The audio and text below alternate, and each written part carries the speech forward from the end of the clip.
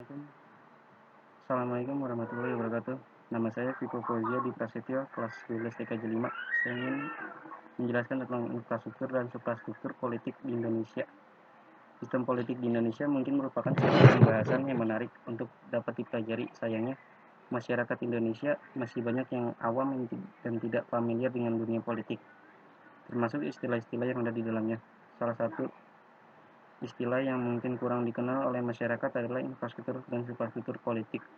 Oleh karena itu, mari simak video berikut. Sebelum membahas lebih jauh mengenai infrastruktur dan suprastruktur, ada baiknya kita mengenal dulu apa itu yang dimaksud dengan sistem politik. Menurut David Easton, sistem politik Indonesia adalah seperangkat interaksi yang diabstraksi dari perilaku sosial secara keseluruhan. Abstraksi bisa dilakukan melalui nilai-nilai yang dialokasikan secara otoritas kepada masyarakat. Sementara itu, menurut Jack C. Plano, sistem politik adalah pola hubungan masyarakat yang bisa terbentuknya dari adanya keputusan-keputusan yang sah dan dilaksanakan di lingkungan masyarakat tersebut. Menurut Robert Ahdal pun menyimpulkan bahwa sistem politik mencakup dua hal, yaitu pola antar manusia yang sifatnya tetap dan selanjutnya melibatkan sesuatu yang lebih luas seperti kekuasaan, aturan, dan kewenangan. Maka dari berbagai pengertian sistem politik di atas dapat disimpulkan bahwa sistem politik merupakan keseluruhan kegiatan politik yang ada di dalam negara atau suatu masyarakat yang dimana kegiatan tersebut berupa proses alokasi nilai-nilai dasar pada masyarakat yang selanjutnya menunjuk sebuah pola hubungan fungsional di antara kegiatan politik tersebut. Infrastruktur dan suprastruktur. Infrastruktur dan suprastruktur adalah pengertian dari keduanya. Suprastruktur politik adalah mesin politik yang keberadaannya resmi di dalam suatu negara. Suprastruktur politik ini merupakan penggerak politik yang bersifat formal. Dalam arti lain, suprastruktur politik adalah gambaran pemerintah secara luas yang terdiri dari lembaga-lembaga pemerintahan negara. Lembaga-lembaga ini memiliki tugas dan peranan yang semuanya diatur oleh konstitusi atau peraturan perundang-undangan terkait landasan hukum suprastruktur politik Indonesia. Berbagai dengan infrastruktur politik merupakan kelompok-kelompok politik yang ada di masyarakat yang berpartisipasi secara aktif dalam kehidupan politik negara. Kelompok-kelompok ini terbentuk dengan sendirinya dan berperan menjadi pelaku politik non-formal yang juga memiliki pengaruh dalam pembentukan kebijakan negara.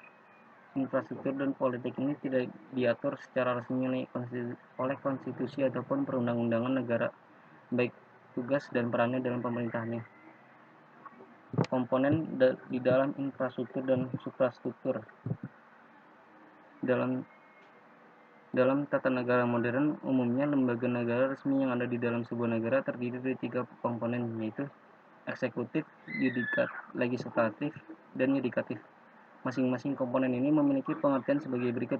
Lembaga eksekutif yaitu pelaksana undang-undang atau kebijakan pemerintah yang ditetapkan oleh negara. Lembaga legislatif yaitu pembuat undang-undang, contohnya MPR, DPR, dan DPD. Lembaga yudikatif yaitu lembaga yang bertugas mengadili para pengelanggar undang-undang. Contoh lembaga yudikatif adalah Mahkamah Agung, Mahkamah Konstitusi, Komisi Yudisial, dan BPK, Badan Pemeriksa Keuangan. Sementara itu, infrastruktur politik di Indonesia meliputi seluruh kekuatan yang diperlukan untuk ada di dalam politik. Komponen dalam infrastruktur politik yaitu 1. Partai politik, yaitu organisasi politik yang dibentuk oleh kelompok warga negara Indonesia secara sukarela. Yang kedua, interest group, yaitu kelompok yang memiliki kepentingan dalam kebijakan politik negara. Yang ketiga, pressure group, yaitu kelompok yang memiliki tujuan untuk mengupayakan dan memperjuangkan keputusan politik berupa undang-undang atau kebijakan publik. Yang keempat, media komunikasi politik, yaitu alat komunikasi politik untuk menyampaikan segala informasi dan pendapat politik secara tidak langsung kepada masyarakat. Komponen ini diharapkan akan bisa mengolah, mengedarkan, hingga mencari dan menggiring aspirasi masyarakat. Komponen di atas merupakan kekuatan yang membedakan antara infrastruktur dan suprastruktur politik yang cukup mudah untuk diidentifikasi. Peran infrastruktur dan suprastruktur, yaitu sebenarnya infrastruktur dan suprastruktur politik ini saling melengkapi dan mempengaruhi dalam berlangsungnya politik di suatu negara. Untuk itu, keduanya memiliki peran masing-masing yang berbeda. Suprastruktur politik berperan sebagai pelaksana, pembuat, dan pengevaluasi segala kebijakan dan peraturan pemerintah. Sementara itu, peran fungsi infrastruktur politik adalah untuk memberikan tuntutan dan aspirasi untuk bisa terus memperbaiki peraturan dan kebijakan yang ada agar lebih baik dan mendukung kepentingan rakyat. Tujuan infrastruktur dan suprastruktur politik. Perbedaan infrastruktur dan suprastruktur politik selanjutnya adalah dilihat dari tujuan keduanya. Pada dasarnya, suprastruktur politik yang bertujuan untuk mencapai masyarakat yang adil dan makmur. Namun, dalam jangka waktu yang lebih pendek, berikut ini tujuan infrastruktur politik. 1. Pembagian kekuasaan. Adanya pembagian kekuasaan ini artinya di dalam negara yang menganut sistem politik berdemokrasi tidak boleh terpaku pada suatu kekuasaan saja. Hal ini dilakukan untuk menghindari terjadinya penyalahgunaan wewenang dan kediktatoran yang sangat mungkin terjadi jika ada pembagian kekuasaan. Yang kedua, mempermudah pengorganisasian negara-negara. Hal ini dikarenakan dengan adanya lembaga negara yang dengan tugas masing-masing, maka ada pembagian tugas pula dalam pengorganisasi negara tersebut. Tidak hanya pembagian wilayah seperti wilayah pusat dan daerah yang dipimpin oleh pemimpin tersendiri juga mempermudah pengorganisasian negara. Yang ketiga, aspirasi tersalurkan. Suprastruktur politik ada agar bisa lebih memperhatikan aspirasi rakyat serta mendekatkan negara dengan masyarakat. Hal ini dikarenakan kebijakan yang dibuat oleh pemerintah adalah berdasarkan aspirasi rakyat, baik secara langsung disampaikan kepada lembaga negara maupun melalui infrastruktur politik yang ada. Yang keempat, mencapai tujuan pembangunan. Pada akhirnya, suprastruktur politik memiliki tujuan untuk mencapai pembangunan nasional. Tujuan pembangunan ini tertuang dalam pemikiran pembukaan Undang-Undang Dasar Republik Indonesia nomor alinea keempat. Sedikit berbeda dengan tujuan suprastruktur politik di atas, infrastruktur politik juga memiliki tujuan-tujuan yang ingin dicapai antara lain. Yang ke-1, memberi pendidikan politik. Infrastruktur politik menginginkan pengetahuan politik rakyat semakin meningkat. Dengan pengetahuan politik yang meningkat, diharapkan berpartisipasi politik mereka sebagai warga negara pun juga bisa meningkat, sehingga bisa memaksimalkan sistem politik negara. Yang kedua, mempertemukan beragam kepentingan yang ada. Begitu banyak kepentingan yang dalam masyarakat. Dalam hal ini, infrastruktur politik bertujuan untuk mempertemukan kepentingan-kepentingan yang senada agar lebih mudah untuk tersalurkan menjadi sebuah tindakan nyata. Yang ketiga, menyalurkan aspirasi rakyat. Tidak semua orang bisa berpartisipasi langsung dalam kegiatan politik serta menyampaikan aspirasinya. Maka keberadaan infrastruktur politik juga bertujuan untuk mempermudah menyalurkan aspirasi rakyat kepada pihak-pihak pemerintah yang terkait. Yang keempat, menyeleksi kepemimpinan. Hal ini bisa tercapai melalui kepemilihan umum yang ada di dalam negeri demokrasi. Yang kelima, komunikasi politik dan tujuannya agar rakyat mengetahui apa yang sedang dilakukan oleh pemerintah serta isu politik apa saja yang tengah dihadapi oleh negara. Dalam proses mencari pemilihan presiden dan wakil presiden dan DPR dan DPRD, maka dibuatlah pemilu untuk memilihnya. Dengan adanya pemilu, maka rakyat bisa memilih siapa yang akan menjadi pemimpin mereka di masa yang akan datang. Perbedaan pemilu tahun 2019 dengan 2014. Yang pertama, Pileg dan Pilpres digelar serentak. Perbedaan mendasar dari hal penyelenggara pemilu di tahun 2019 yakni keserentakan. Pada tahun 2014, Pileg dan Pilpres diselenggarakan secara terpisah. Saat itu Pileg digelar terlebih dahulu pada tanggal 9 April, sedangkan Pilpres diselenggarakan 3 bulan setelahnya pada pemilu 9 Juli. Pada pemilu tahun 2019, Pileg dan Pilpres akan diselenggarakan secara serentak dalam satu hari pada hari Rabu 17 April 2019. Pemilu secara serentak ini dampak dari putusan Mahkamah Konstitusi dalam gugatan nomor 14 PUU 11 tahun 2013 yang diputus pada tanggal 23 Januari 2014. MK membatalkan pasal 3 ayat 5, pasal 12 ayat 1 dan 2, dan pasal 14 ayat 2 dan pasal 112 Undang-Undang nomor 42 tahun 2008 tentang Pilpres yang mengatur pelaksanaan Pilpres 3 bulan setelah pelaksanaan pileg alias tidak serentak. Yang kedua, jumlah parpol bertambah. Jumlah partai politik yang berlaga di tahun 2019 dibanding 2014 berbeda.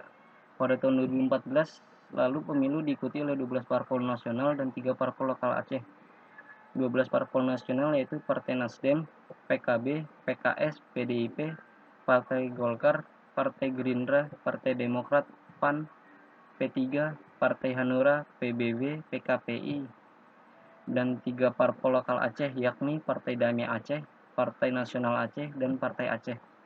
Sedangkan pada pemilu 2019 diikuti oleh 16 partai politik nasional ditambah 4 partai politik di lokal Aceh. Tambahan 4 parpol di tingkat nasional itu merupakan parpol baru yakni Partai Garuda, Partai Berkarya, Partai Solidaritas Indonesia atau PSI, dan Partai Perindro.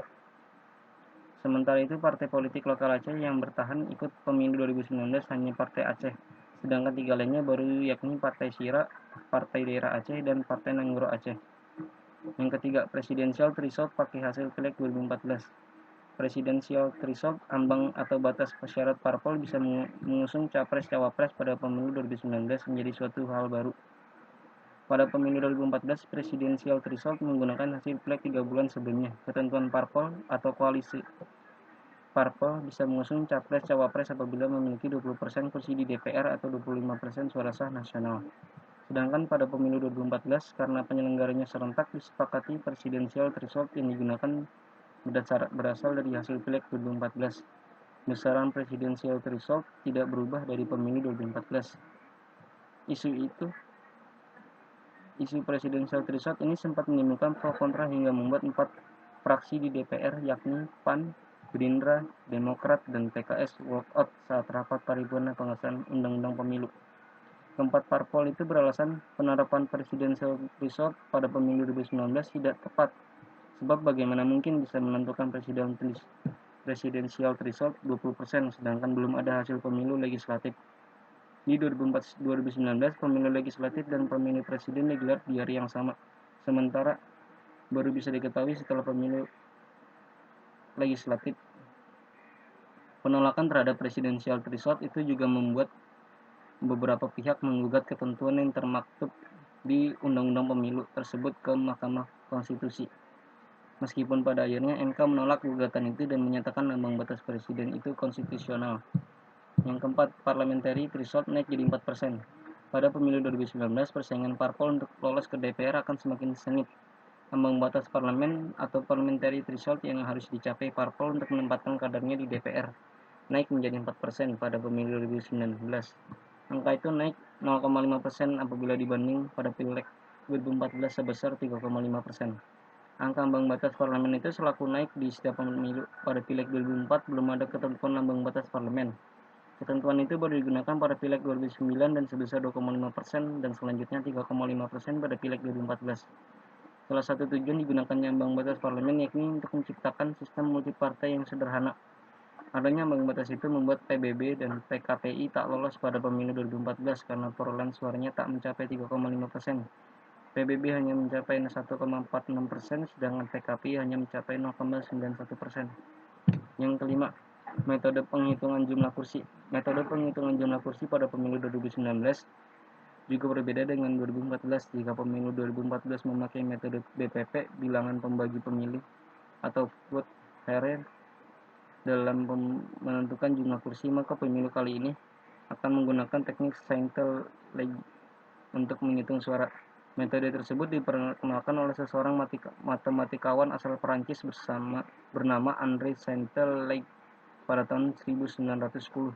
Caranya, parpol yang memenuhi ambang batas parlemen 4% suaranya akan dibagi dengan bilangan pembagi 1 yang diikuti secara berurutan dengan bilangan ganjil 3,5 dan 7 dan seterusnya. Hal itu diatur dalam pasal 415 ayat 2 Undang-Undang Pemilu yang berbunyi dalam hal penghitungan perolehan kursi DPR suara sah, setiap partai politik yang memenuhi ambang batas perolehan suara sebagaimana dimaksud dalam pasal 414 ayat 1 dibagi dengan bilangan pembagi 1 dan diikuti secara berurutan oleh ganjil 3, 5, 7, dan seterusnya. Demikian presentasi yang saya buat. Mohon maaf apabila ada kesalahan kata dan pengucapan. Saya mengucapkan wassalamualaikum warahmatullahi wabarakatuh.